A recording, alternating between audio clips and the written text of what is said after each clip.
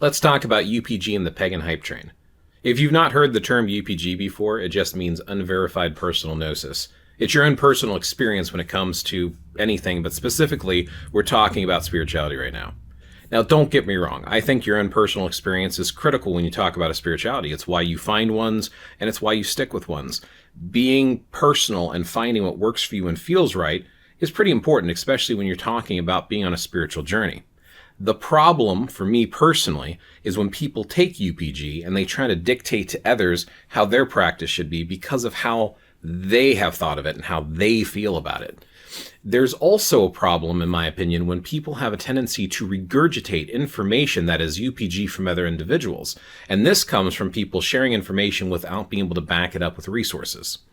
So one of the things that I like to do in a lot of my videos and lives is share resources and information.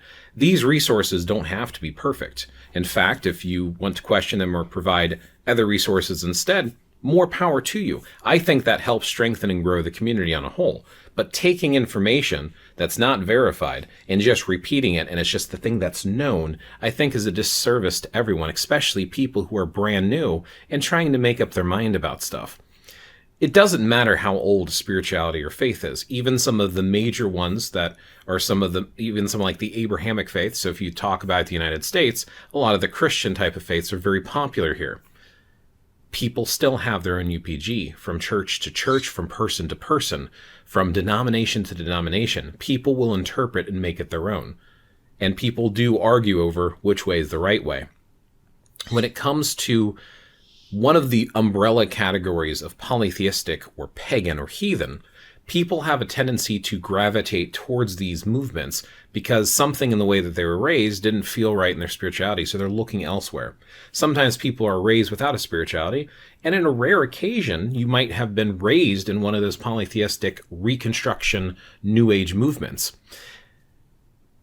I tend to see not very many people do that. Even though I've met the occasional person who makes that claim, a lot of the people that I've run across that consider themselves quote-unquote pagan, it's something they found on their own. They read it out of a book. They saw it somewhere.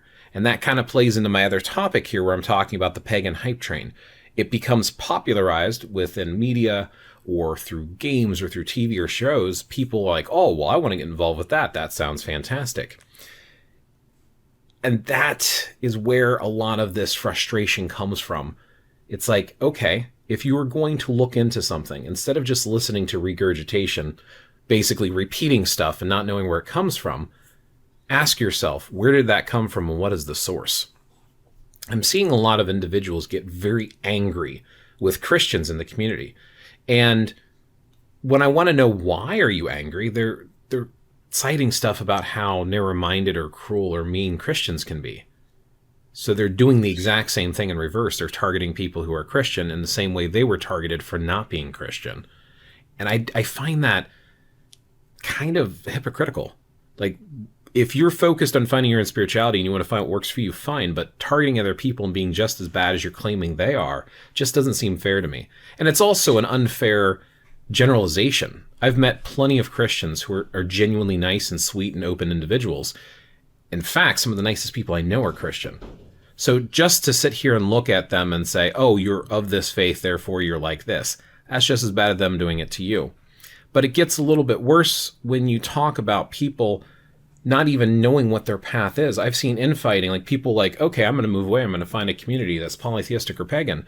And it's hard to find people. And when they do find them, then they either have this stuff that they repeat or they argue over the details of it, of which deity is right and how you should worship them and who deserves what sort of honor. And this is how you go about doing it.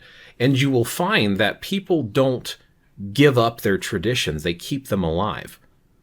So when you're practicing a spirituality or faith and you're doing stuff, if you were to look at some of these new reconstruction, because that's what they are, they're New Age. We don't know what the quote-unquote pagans of the past, because they didn't call themselves pagans. That's something that started to be called to them to show that they weren't one of the monotheistic type of paths, right? Oh, you're not following this, so now you're pagan. You're this country dweller, Paganos, Paganus, however it's pronounced. You are out in the sticks and you're uneducated, so you're not part of the main city and this big booming Christianity. You're out there in the woods doing your own thing with the earth. So that name's been adapted. Okay, that makes sense. But what are you actually doing, and how do you know it's right? Because if you look at how people do spirituality, you'll have people make this claim, oh, Christianity has pagan DNA. Well, and like I've said in some of my other videos, I would argue the reverse is true too, that modern neo-reconstruction revival paganism has Christian DNA because the Christians are the ones who kept it alive. And if you look back to some of the original sources of some of these paths, you will find a direct, distinct connection. Sagas and stories and eddas and myths have been written down by Christians. Cultural traditions that are kept alive be like, oh, that has a pagan root to it. Well, yeah, but if you take the way that some neo-pagans practice today, and you were to swap out the symbol they were using for a cross and change the name of whatever deity they're working with to just say God, it would have a feel similar to some of the Christian practices. Because again, people don't give up their traditions. They're like, they might do them for different reasons.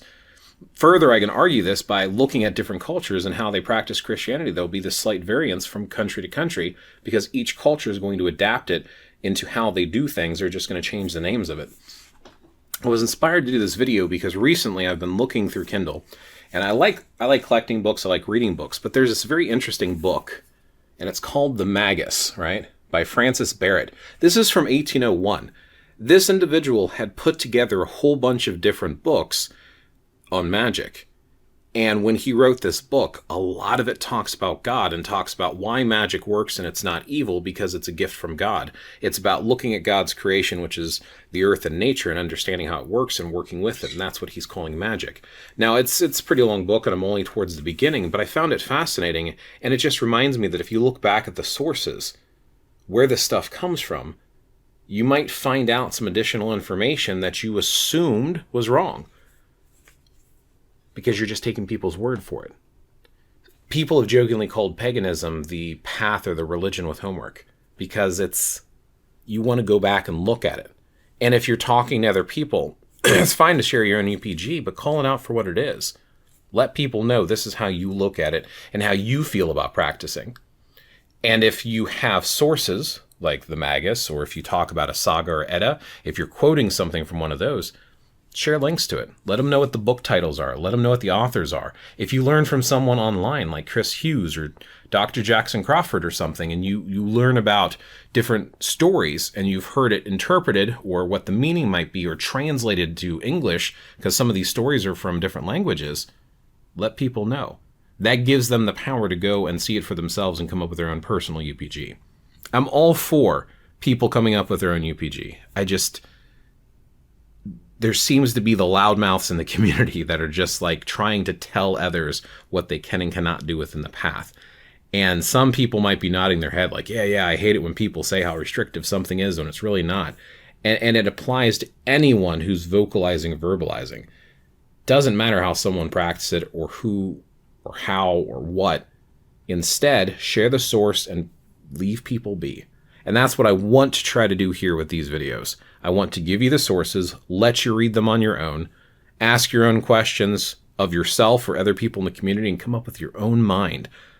But if it's a very opinionated opinion, maybe keep it to yourself, or at least present it in a way that says, hey, this is my opinion. Anyway, best of luck in your journey. Thank you for watching. I'm trying to do more lives. Maybe I'll do a couple more videos in the process. So we'll play it by ear. See you next time.